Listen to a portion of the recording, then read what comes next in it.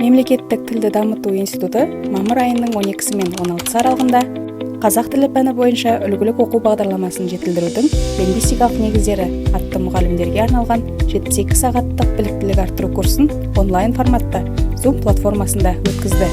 Курсты 2 сыныпқа арналған әдебиеттік оқу 5-7, 8-10-11 сыныптардағы қазақ тілі оқулықтарының авторы, Абай мектептерінің 5-9 және 10-11 сыныптарына арналған қазақ тілі оқу пәнінен үлгілік оқу бағдарламасының авторы, филология ғылымдарының кандидаты, мемлекеттік тілді дамыту институтының атқарушы директоры Бижомарт Қапалбек жүргізді.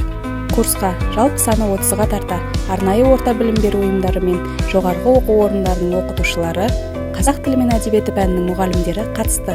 Курсқа арналған чатта оқытушылар кері байланыс жасап, курс жайлы өз пікірлерімен бөлісті.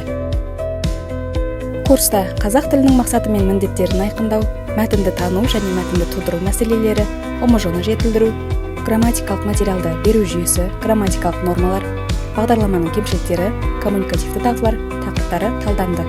Бұндай біліктілік арттыру курстары институтымызда алдағы уақытта тағы да жүргізілмек. Бізбен бірге болыңыздар, жаңалықтарымыздан хабардар болып отырыңыздар.